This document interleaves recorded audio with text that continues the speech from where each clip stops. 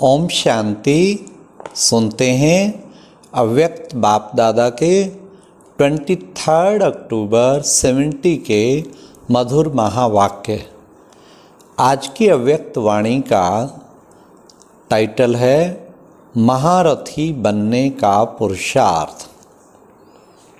आज की अव्यक्त वाणी में बाबा ने रूहानी ड्रिल मास्टर बनने की निशानी क्या है और फिर बाबा ने महारथी बनने के लिए कौन कौन सी बातों का पुरुषार्थ करना है ये भी बाबा ने स्पष्ट किया। और बाप दादा ने एक और बात बताई कि किन का भविष्य मुर्दा घाट में कार्य करने का है। और लास्टली बाबा ने ईर्ष्या क्यों आती और उनसे मुक्त कैसे हों। बहुत ही इंटरेस्टिंग बाबा ने आज मुरली सुनाई है, तो सुनते हैं 23 अक्टूबर 70 के अव्यक्त महावाक्य। रूहानी ड्रिल आती है। ड्रिल में क्या करना होता है? ड्रिल अर्थात शरीर को जहाँ चाहें वहाँ मोड़ सकें, और रूहानी ड्रिल अर्थात रूह को जहाँ जैसे और जब चाहें वहाँ स्थित कर सकें, अर्थात अपनी स्थिति जैसे चाहें वैसे बना सकें। इसको कहते हैं रूहानी ड्रिल। जैसे सेना को मार्शल व ड्रिल मास्टर जैसे इशारा देते हैं वैसे ही करते हैं, ऐसे स्वयं ही मास्टर व मार्शल बन जहां अपने को स्थित करना चाहें वहां कर सकें। ऐसे अपने आप के ड्रिल मास्टर बने हो तो नहीं, ऐसे तो नहीं कि मास्टर कहें हैंड्स डाउन और स्टूडेंट्स करें हैंड्स अप। बाबा ने कहा मास्टर कहे हैंड्स डाउन और स्टूडेंट्स कर दें हैंड्स अप। मार्शल कहे राइट और सेना करे लेफ्ट। ऐसे सैनिकों व स्टूडेंट्स को क्या किया जाता है? डिसमिस। तो यहाँ भी स्विच स्वयं ही डिसमिस हो ही जाते हैं अपने अधिकार से। प्रैक्टिस ऐसी होनी चाहिए जो एक सेकंड में अपनी स्थिति को जहाँ चाहो वहाँ टिका सको। ये है रूहानी ड्रिल मास्टर। अपने को जो महारथी समझते वो हाथ उठाओ। थोड़ों ने हाथ उठाया। जो महारथी नहीं है वे अपने को क्या समझते हैं? अपने को घोड़ेसवार समझते हैं वे हाथ उठाओ। जिन्होंने महारथियों में हाथ नहीं उठाया उन्हों से बाप दादा एक प्रश्न पूछते हैं, क्या अपने को बाप दादा का वारिस समझते हो? जो अपने को घोड़ेसवार समझते वे अपने को वारिस समझते हैं। वारिस का पूर्ण अधिकार लेना है व नहीं। जब लक्ष्य पूरा वर्षा लेने का है तो घोड़ेसवार क्यों? बताओ, बाबा को अच्छा नहीं लग रहा बाप के बच्चे छोटा लक्ष्य रखें। अगर घोड़ेसवार हैं तो मालूम है नंबर कहाँ जाएगा? सेकंड ग्रेड वाले कहाँ आएंगे? इतनी परवरिश लेने के बाद भी सेकंड ग्रेड। अगर बहुत समय से सेकंड ग्रेड पुरुषार्थ ही रहा तो वर्षा भी बहुत समय सेकंड ग्रेड का मिलेगा। बाकी थोड़ा समय फर्स्ट ग्रेड में अनुभव करेंगे। सर्वशक्तिवान बाप के बच्चे कहलाने वाले और व्यक्त अव्यक्त द्वारा पालना लेने वाले फिर सेकंड ग्रेड। ऐसे मुख से कहना भी शोभता नहीं है। या तो आज से अपने को सर्वशक्तिवान के बच्चे ना कहलाओ। हाँ देखो बाबा हुज्जत से क्या बात कह रहे हैं। हाँ, सर्वशक्तिवान के बच्चे कहला के और सेकंड ग्रेड में जाओ। बाबा को अच्छा नहीं लग रहा। बाप दादा ऐसे पुरुषार्थियों को फिर बच्चे ना कहकर क्या कहते हैं मालूम है? बच्चे नहीं कच्चे। बाबा कितना बाबा ने कहा कि बच्चे नहीं फिर वो कच्चे हैं। महारथी बनने के लिए सिर्फ दो बातें याद रखो। वे कौन सी हैं? एक तो अपने को सदैव साथी के साथ रखो। साथी और सारथी वह है महारथी।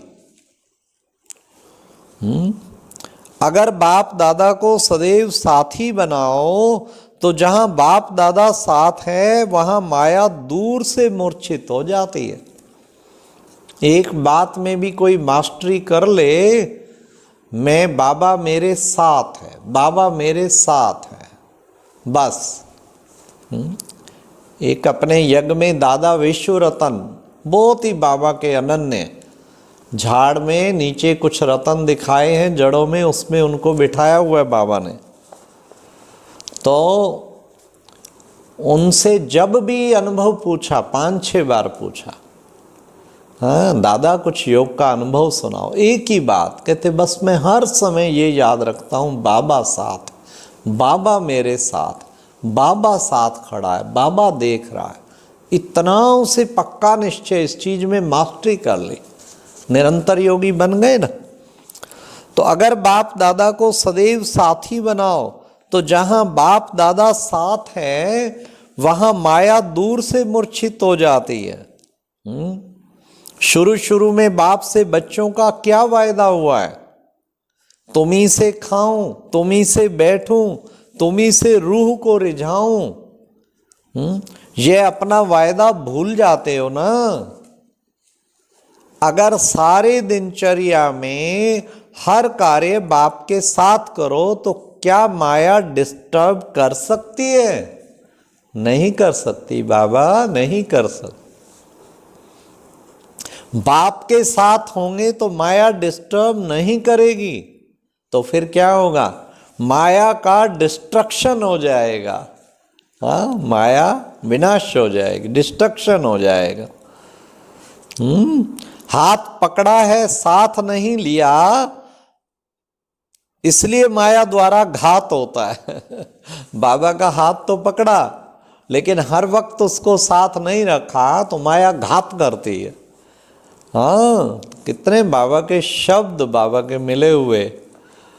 तो इसलिए सदा साथ समझना है। हाँ, ये होमवर्क है, रोज होमवर्क देते हैं ना, आज की होमवर्क है सदा साथी बना के रखना। कल तक ये चार्ट रखना, बाबा मेरे साथ है, पल पल मेरे साथ है। साथ बैठना, साथ खाना, साथ चलना, साथ हर कर्म साथ, तो माया का डिस्ट्रक्शन हो जाएगा। हाथ पकड़ा है, साथ नहीं लिया, इसलिए माया द्वारा घात होता है। गलतियों का कारण है गफलत, और गफलत गलतियां कराती हैं। अब और सुनिए बाबा की बहुत सुंदर महावाक्य।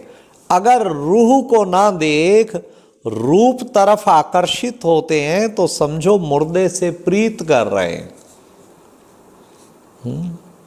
रूप की ओर आकर्षित नहीं होना, रूह को देखो, चमकती हुई मणि। मुर्दे से प्रीत रखने वाले को समझना चाहिए कि हमारा भविष्य मुर्दा घाट में कार्य करने का है। जो दैहिक वृत्ति में रहते हैं, दैहिक दृष्टि कुदृष्टि में, तो बाबा कहते मुर्दा घाट में कार्य करेंगे। हाँ, सतयुग में भी विश्व महाराजा, लेकिन बाबा कहते चंडाल की पद भी है।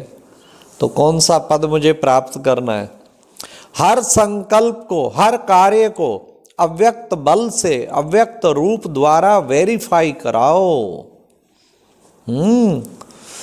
जैसे साकार में साथ होता है तो वेरीफाई कराने के बाद प्रैक्टिकल में आते हैं ना। साथ अगर है तो हर संकल्प को वेरीफाई कराओ, हर वचन को कराओ, हर कर्म को कराओ। वैसे ही बाप दादा को अव्यक्त रूप से सदैव सन्मुख व साथ रखने से हर संकल्प और हर कार्य वेरीफाई कराकर फिर करने से कोई भी व्यर्थ विक्रम नहीं होगा।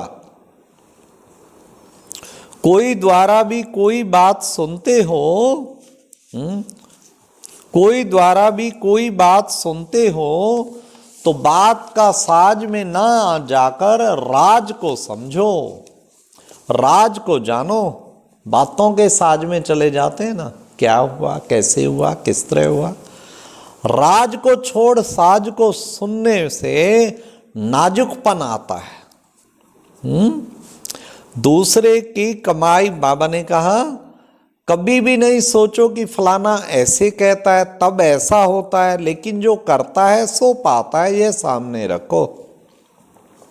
दूसरे की कमाई का आधार नहीं लेना है, ना दूसरे की कमाई में आंख जानी चाहिए, जिस कारण ही ईर्ष्या होती है।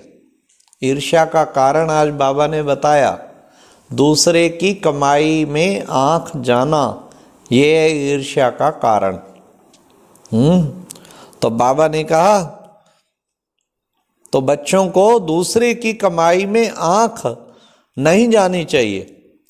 इसके लिए सदैव बाप का स्लोगन याद रखो, अपनी घोट तो नशा चढ़े, दूसरे के नशे को निशाना नहीं बनाओ, लेकिन बाप दादा के गुण और कर्तव्य को निशाना बनाओ। सदैव बाप दादा के कर्तव्य की स्मृति रखो कि बाप दादा के साथ मैं भी अधर्म के विनाश अर्थ निमित्त हूं। वह स्वयं फिर अधर्म का कार्य व दैवी मर्यादा को तोड़ने का कर्तव्य कैसे कर सकते हैं। मैं मास्टर मर्यादा पुरुषोत्तम हूं, तो मर्यादाओं को तोड़ नहीं सकते। सोचो कम, कर्तव्य अधिक करना है, सिर्फ सोचने में समय नहीं गंवाना। अब सुनिए ध्यान से, सृष्टि की क़यामत के पहले कमजोरी और कमियों की क़यामत करो। फिर बाबा ने कहा तुम बच्चों को रेगुलर बनना है। बाप दादा रेगुलर किसको कहते? रेगुलर उनको कहा जाता जो सुबह से लेकर रात तक जो कर्तव्य करता है वह श्रीमत के प्रमाण करता है। सब बात में रेगुलर, संकल्प में, वाणी में, कर्म में, चलने में, सोने में, सब में रेगुलर। रेगुलर चीज अच्छी होती है ना। जितना जो रेगुलर होता है उतना दूसरों की सर्विस ठीक कर सकता है। सर्विसेबल अर्थात एक संकल्प भी सर्विस के सिवाय ना जाए। अरे वाह बाबा, ऐसा हड्डी सेवाधारी चाहिए, एक संकल्प भी सेवा के बिना ना जाए। ऐसे सर्विसेबल और कोई सबूत बना सकते हैं। सर्विसेबल, सर्विस केवल मुख की नहीं, लेकिन सर्विस कर्मेंद्रियां, लेकिन सर्व कर्मेंद्रियां सर्विस करने में तत्पर हों, केवल मुख ही नहीं। मुख एक कर्मेंद्रिय, नैनों से नजर निहाल, हर कर्मेंद्री, हाथ भी, शुभ आशीष, हर कर्मेंद्री हमारी सेवा में तत्पर हो। जैसे मुख बिजी होता है वैसे मस्तिष्क, नैन सर्विस में बिजी हो। सर्व प्रकार की सर्विस कर सर्विस का सबूत निकालना है। एक प्रकार की सर्विस से सबूत नहीं निकलता, सिर्फ सराहना करते हैं। चाहिए सबूत तो सबूत देने के लिए सर्व प्रकार की सर्विस में सदा तत्पर रहना है। सर्विसेबल जितना होगा वैसा आप समान बनाएगा और फिर बाप समान बनाएगा। अच्छा, ओम शांति। तो आज कितना अच्छा बाबा ने बताया, रूहानी ड्रिल मास्टर बनना है, ईर्ष्या किसी से नहीं करनी, अपनी घोट तो नशा चढ़े और सदा बाबा साथ है तो माया का डिस्ट्रक्शन हो जाएगा। अच्छा, ओम शांति। कल तक का होमवर्क है, हर वक्त ऐसा अनुभव करो बाबा साथ है, बाबा साथ है। ओके, ओम शांति।